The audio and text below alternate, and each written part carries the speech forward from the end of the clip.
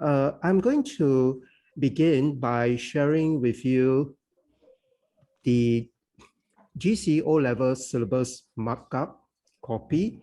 Now, by now, you should be aware that you're taking the GC O-level English 1128 syllabus.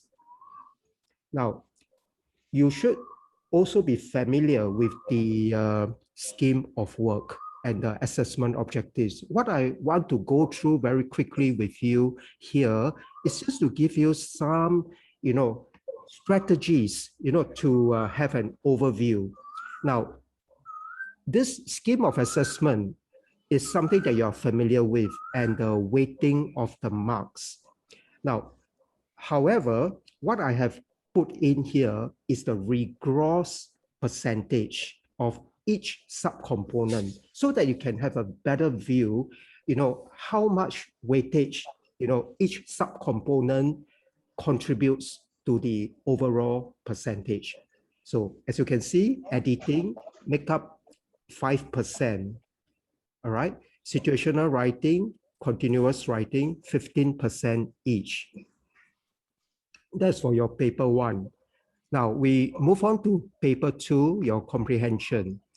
Your section A, which is your visual text, accounts for 3.5%.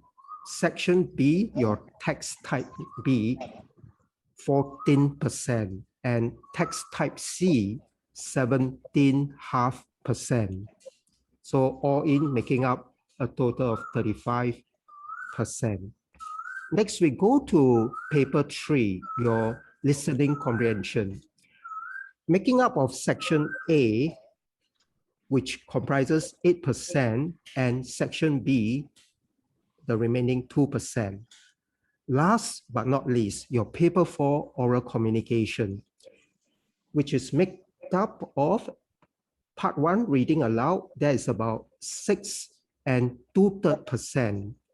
And spoken interaction, the balance 13 and 1/3%. Now, you may say that, well, all these are just, mathematics. Well, I want to submit to you that there's more to it. I'm just going to highlight to you some important points that you need to take note. Okay, beginning with your paper 4. Now, can you see that of this, the 100%, your reading aloud and spoken interaction accounts for 20%. And you can see in the last column, your oral examination would typically take about 20 minutes. Can you imagine just putting in that 20 minutes of sterling performance? You can potentially get up to about 18%. All right. So, compare this, with the time that you need to commit. Actually, I would say it is a very good deal that, you just focus, your energy, make sure you ace your oral communication. You are actually maximizing your scores. Next, I want you to take a look at the first component, which is editing. No doubt, it only makes up 5%. I want to let you know that this is probably the easiest component for you to prepare. And this 5%, I'm so confident that if you prepare well, you can get 4%. All right. Now, for the rest, I will go through in greater detail. There are certain strategies that you can actually adopt to optimize your time resources such that your energies are being channeled into, the area that yields the highest return for you, right? So let's now dive in straight to what we are here for tonight, which is basically to give you an idea on this revision package that I have put together for you. Let me see if I can enlarge this to full screen. Yes, okay, good. Can you see my screen? Again, I need a feedback. Online revision for GC O-level English. Somebody say yes, can see my screen? Yes, can see. Yes. Okay, good. Now, in the picture on the right, that was actually taken during the peak of the circuit breaker last year. I was, 100% intensive on Zoom tutoring, and those are my equipment. Well, for this revision package, there is a total of 14 lessons, making up of paper 1, 5 lessons, paper 2, 5 lessons, paper 3, 2 lessons, and paper 4, 2 lessons. I will begin with the most immediate paper, which is your paper 4, that's coming up from 22nd July. So just to also assure you that I take my work very seriously, and all my lessons are pre-planned. So this is the lesson plan that I have worked out for the revision package. So beginning with paper 4, if you were to sign up for this oral lessons of two sessions, that will have to kick off next week, because we really don't have the time. We only have 2 weeks, to prepare for your oral examination. So lesson 1 will focus on the strategies. So like what I have alluded to earlier on, if you look at the time allocated versus the mark weightage, you would agree with me that oral is a very strategic component for you to do well. Yeah. So just for 20 minutes of your time, and of course, before that, you need to prepare well. You are, you are going for, at least about 17%, if I can put it, for the average students. I hear a lot of background noise. Mute your background noise. Excuse me. Hello there. Sorry, Mr. Ruben. Is there somebody could just mute yourself, please? The background is terrible. Oh shit. Oh shit. Somebody. Thank you. Okay, Mr. Roland, proceed. Yeah. Okay, so now next, no less important is your reading. For reading, I will be teaching you articulation, intonation, word stress, sentence stress, expression, tips of overall good presentation, and your ultimate fallback plan. Now, you may not know, many Singapore students are not just grappling with, getting the intonation right. They are making, mistakes in not intonating at the right places. Syllabication is very important. For instance, like for nouns and adjectives, where 2-syllable words are concerned, you always stress on the first syllable. And for 2-syllable word verbs, you would stress on the second syllable. When it comes to 3-syllable words, you would always stress on the middle syllable, right? So all these are very simple, skills for you to pick up. Once you get into a habit, you'll find that reading is such a pleasure. When you read, it's like sing along, and your listeners will just enjoy your reading. Okay, so this is what I'll be covering, and the learning outcome from lesson 1 would be you will take away from that lesson and be more confident in projecting yourself, and you'll be able to read more fluently with varied tone. In lesson 2, we will be focusing on stimulus-based spoken interaction. And here I'll just give you a very quick sort of teaser on what is the difference between O-levels and PSLE. And you'll realize that actually what you need to do is to build on what you have already been familiar with when you were preparing your PSLE stimulus-based spoken conversation. Whereas now is interaction. So in O levels, what you are expected to do is to have more independent thinking. You will want to present your original viewpoints, even though they might sound controversial at times. So long as you're being honest and you're being polite and discreet, I think it's absolutely fine for you to speak up your mind. Now, this is far better than somebody who are just parroting, the common hackney phrases that people, that examiners will be getting very bored, because don't forget they are hearing hundreds of candidates saying the same thing.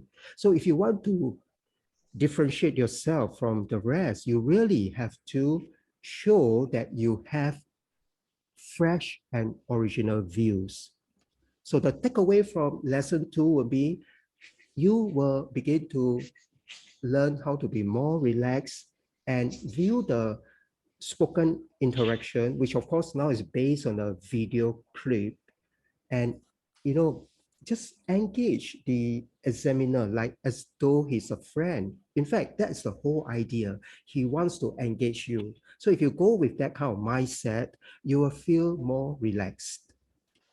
So that rounds up our 2 so-called urgent sessions for your paper 4. After that, we will move on to essay writing 1, which is covered in lesson 3. Now, essay writing, this is the scourge of most students. Yeah, I don't know why, but students just find it so repulsive, in writing.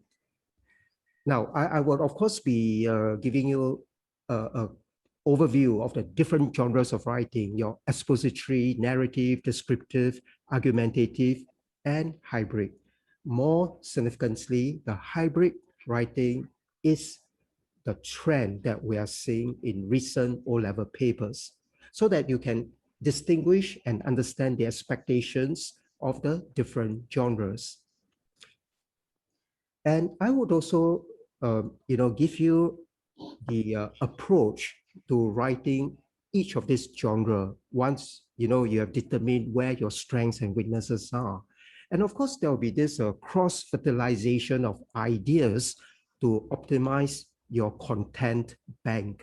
What I mean by this is that we should not treat writing of each genre in silo. That means when you are doing an expository narrative, or you're reading some read passages on narrative descriptive, you should start to accumulate all the ideas, okay, and learn to cross-fertilize them. That means, in other words, a expository topic doesn't have to be pure information. You can build in an anecdote. That means you can give a brief account of your experience and embed this in your expository writing, just to drive home the point that you believe what you believe in, like saving the earth, and you can give a personal account of how you saw the utter waste of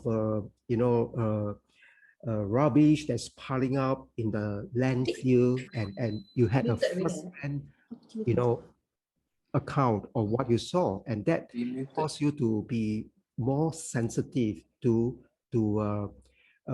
going green and saving the earth. So that's what I meant by cross-fertilizing your ideas.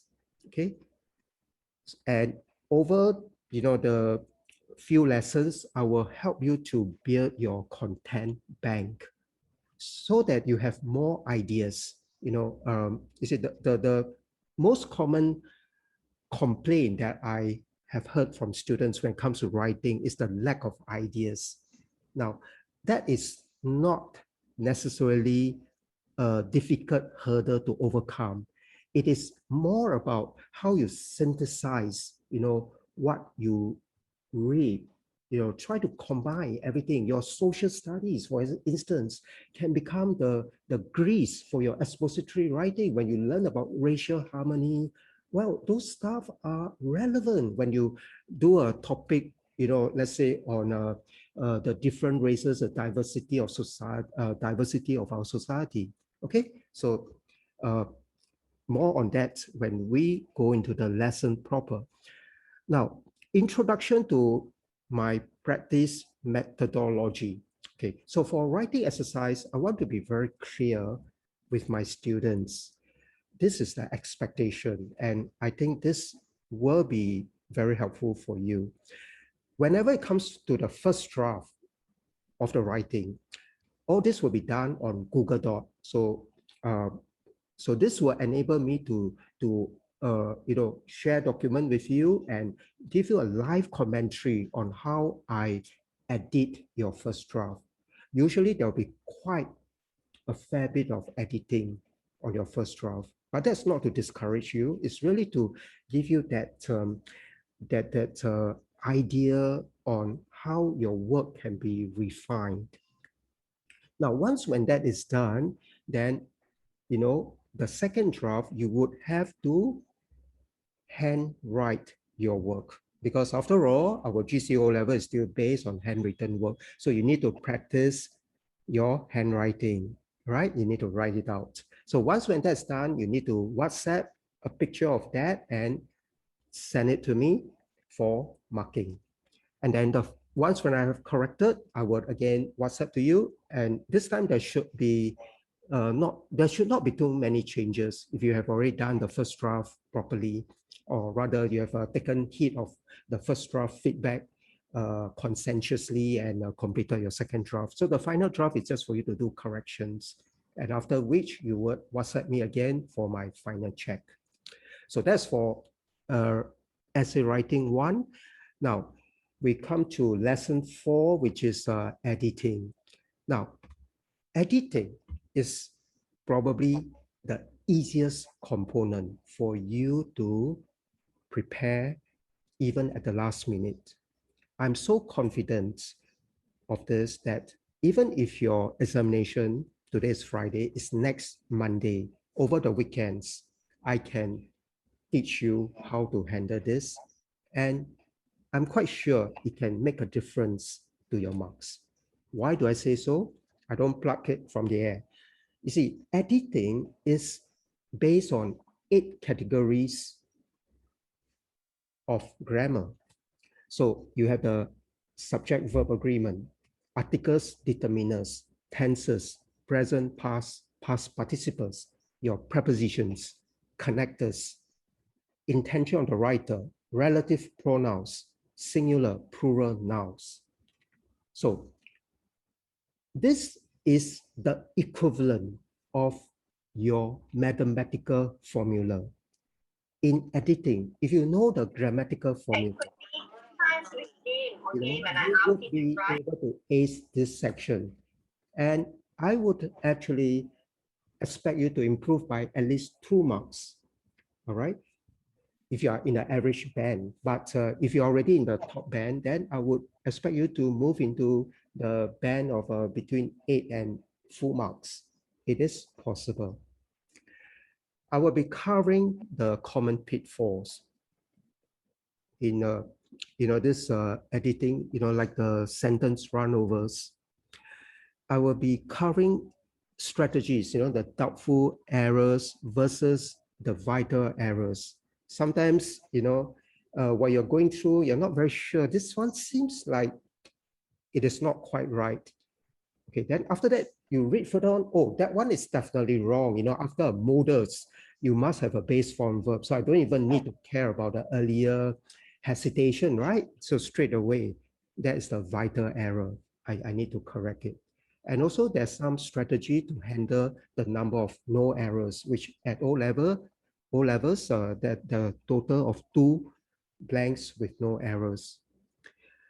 And how many of such no error ticks are permissible? Okay, the consistency of tenses, it is a giveaway. If it's a narrative, you can be quite sure that all the verbs should be in the past tense. However, if it's an expository text, you have to bear in mind that all the tenses are likely to be in the simple present tense. So these are little, giveaways, as you scrutinize for the errors in each sentence. So we'll have a lot of drill and practice with live commentary as well. I will explain every answer and the rejection of, any of those or every of those errors.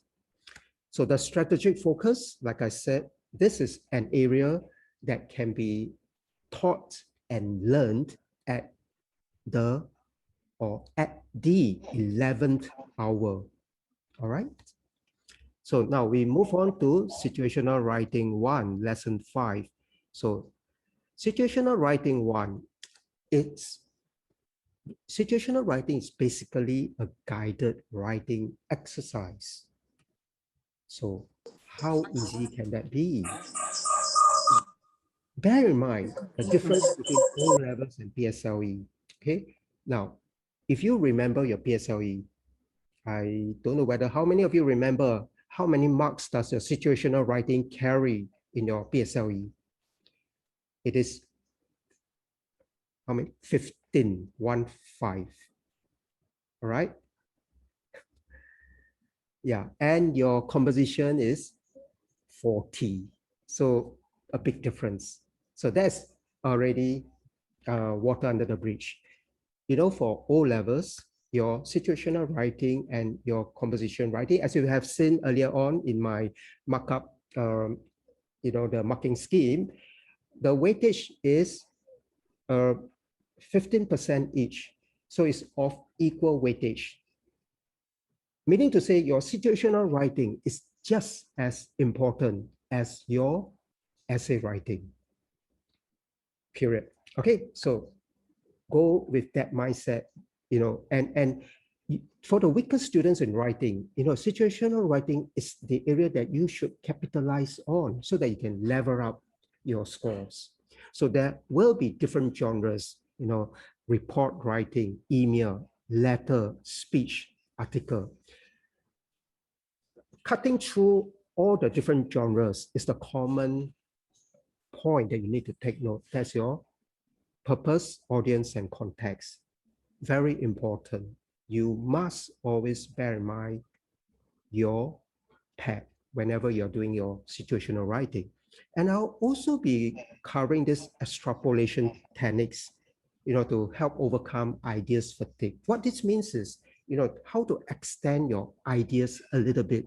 That means you make some assumptions so as to give yourself more leeway, to justify certain proposals, as in the case of a report writing. Nothing wrong with just making some assumptions, provided they are all consistent, with the overall scenario. The strategic focus, I have already shared with you that do not underestimate situational writing, because it may just be the lifesaver, if you want to,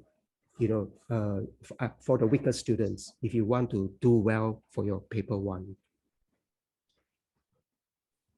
So the second lesson on essay writing, which will be covered in lesson 6. So in this lesson, I'll be focusing on what makes a captivating introduction and a punchy conclusion, which are by far the 2 most important paragraphs in your essay writing, so that you'll be able to write effective introduction and conclusion at the end of the lesson. So there'll be drill and practice. I'll have a class test, and this will be based on a 4-paragraph simplified writing piece, because obviously we won't have the time to write a full-fledged essay. But based on your 4-paragraph, I would be able to know and size up fairly well where your weakness or strengths are. Okay, so the 4 paragraphs would typically be your introduction, then your second paragraph will be your developmental point 1, and then how you develop to to the climax in the case of a narrative, but in the case of a expository, your third paragraph will be a rebuttal to your second paragraph. Okay, and then of course the last paragraph would be your conclusion.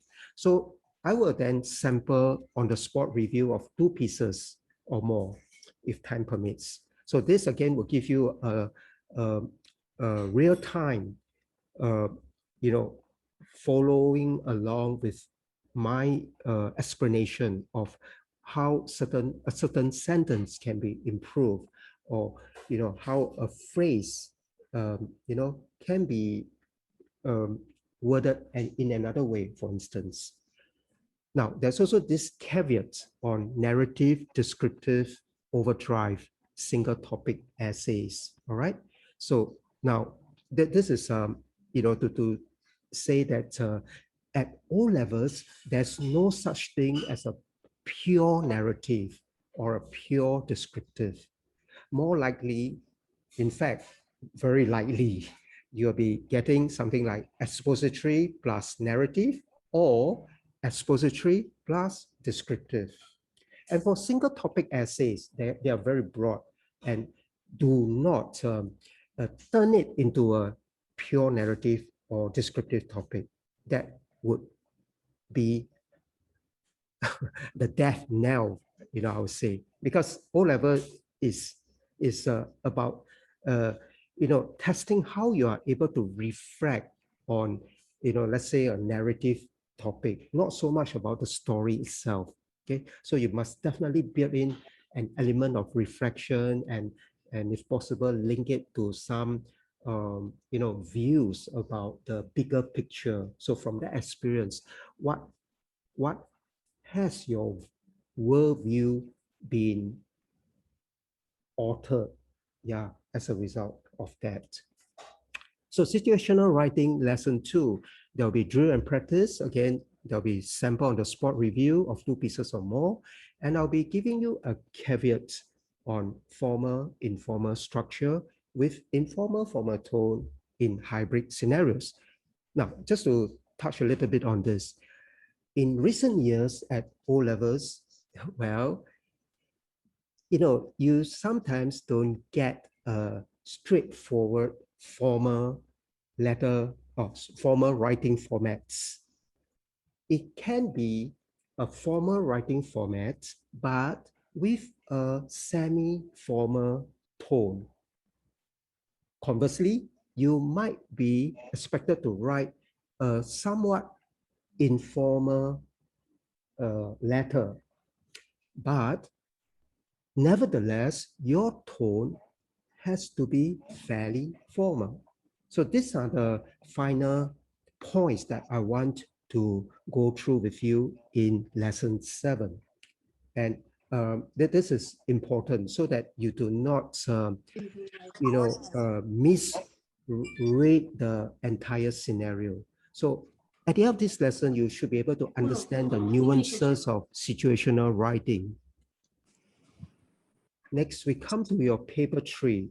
Yes, I have thrown in this in between your other papers because your LC will take place sometime in mid-October. So this is just to make sure that you have adequate preparation time. So the strategic focus. So again, I want to say that LC is not the easiest component of your O-level English papers, unlike PSLE.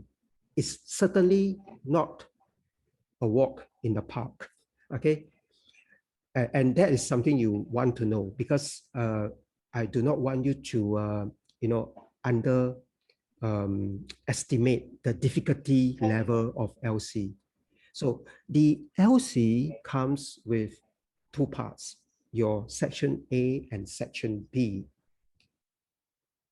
And of course, section B is the note-taking section where you have to fill in your words. I'll be also teaching you some tips on the numbering convention, the date, year convention, and you know, if nothing works, or you know, like you're at your wit's end, what is that word or that phrase? Now there's a one last thing you can appeal to, that is common sense. Okay, so at the end of this lesson, you'll be able to apply good common sense in ambivalent situations. Next, I come to visual text. Now, visual text accounts for just 5%, right? So the way to do well in visual text is knowing the overall purpose. Once you have that overall purpose, you will be able to understand, because the inherent purpose of any visual text, be it a banner, brochure, flyer, they are basically advertising or promoting something. So the key point is really about persuasion. So there are some motherhood questions, like what is the purpose of this text? I think even without reading the details of the text, the first word that must be triggered in your mind should be the word persuasion, right? Is to persuade you to do something. Now, besides that, you need to have a good understanding of semantics versus semiotics. Semantics is about the language, the words that are being used. Semiotics, on the other hand, is about the images that are used. More importantly are the images that you have to interpret, the font size, the bold letters. Why did the writer, embolden a certain part, or why is a certain text in italics form?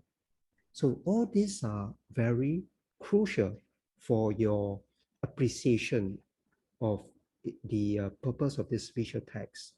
So at the end of the lesson, you must be able to understand the basic purpose of visual text to get those motherhood questions out of the way and improve your score by at least a mark. So come to lesson 10, I'll be throwing in this drill and practice for your LC, and also an additional practice for your editing. So this is to help you to uncover your blind spots and also to link, whatever mistakes to those 8 common items that I mentioned earlier, so that you can improve your scores. Come to lesson 11, all right, which is your comprehension text type B. By far, this is the most challenging comprehension text type for most students. And I don't blame them. The reason being, this is usually of a narrative or a personal recount. And they are usually in a foreign context. So the story is set in an alien culture, which might not be familiar, to Asian students. For instance, if I say, wow, that's so interesting, I'll remember to tell it to the boys. Wow, you're wondering, what? Tell it to the boys, what does that mean? But actually, in the Western lingo, it just means just tell my colleagues, I tell my classmates, Yeah, so this is one instance, that I'm highlighting to give you an idea why this text type B could be particularly challenging. All right. Now, I will be covering, answering techniques like, how to avoid repeating the question limb, and how to be concise to the point. Know the difference among a word, a phrase, a line, and a sentence. And do you know there's penalty for access codes for over answering? So you must know where to stop your quotation. And lastly, there's this global question that is not easy, because you have to kind of trace the mood of the characters or the atmosphere of the scene as the narrative or the personal recount progresses. So again, there are some tips, you have to identify some keywords in each of those paragraphs. So at the end of this lesson, you should be able to understand the challenges of this text type B and apply some mitigating techniques to improve scores. Okay, mitigating, because I know this is tough. So the least you can do is help to reduce the incidence of losing unnecessary marks. All right. So now we come to lesson 12, text type C. So this is your typical expository information text. I'll be covering likewise, same as type B, avoid repeating questions, so I don't repeat that again. But what sets type C apart from type B is the summary writing, which is also a struggle for many students. The summary writing will take me about half a lesson to cover. So there are certain techniques that I can impart to help you have a better grip on this section, which is quite weighty in terms of the overall marks assigned to paper 2. So you'll be able to also cross-reference text type C. Okay, so what I'm saying here is the takeaway from this lesson is this expository information text is not usually too difficult for students, because the text will be something that most of you would have come across, in your other disciplines or from your reading in one form or another. So the thing is, I will help you to cross-reference your text type C from your other subjects so that, you can optimize your learning. Yeah, so like I said, if you have a text on, the political structure of Singapore, no, then you think back, oh, actually I covered that in, the first chapter of my social studies. Yeah, or the history of Singapore. Yeah, well, you know something about that, don't you, from your social studies, the Japanese occupation and so on. Okay, so that's what I meant. You must always make it a habit to join the dots. The more dots you can join, the better and more effective learner you will be. So don't underestimate your other subjects. All your subjects will play a part in your English language. They will contribute to your better handling of your mastery of the English language. So now we come to text type B, lesson 2. So it's just drill and practice, and I'll give you on the spot commentary on common errors made. And I'll provide you with feedback on strengths and weaknesses. And last but not least, we will have your lesson 2 on your text type C, same thing, drill and practice. And I'll give you on the spot commentary on your common errors made, feedback as well on your strengths and weaknesses. So that wraps up our 14 lessons, inclusive of 2 lessons for oral. Next, I would like to also share with you how Mr. Tan would typically conduct his online lessons. So these are online resources that I'll be using. I have my own Teachwell proprietary videos. These are mainly educational videos that I would be using from time to time to augment my teaching, to enhance your learning. And I also have my YouTube channel, which I will from time to time post speeches, or I may give some opinions on certain topic of current interest. I would actually encourage all my students to just visit my YouTube channel and just listen into some of those stuff that I have posted. Well, like I said earlier, I have a collection of published and unpublished writings. Unfortunately, not all my writings are published. Okay, but I want to say that even for those unpublished writings, I would say that some of them are actually quite instructive and I would be more than glad to share freely with all my students regarding my works, which cover different genres, from narrative, personal recount to expository. I will also be using quite generously Kahoot, Quizy, and IXL. All right, I think that wraps up my presentation, and thank you for your attention.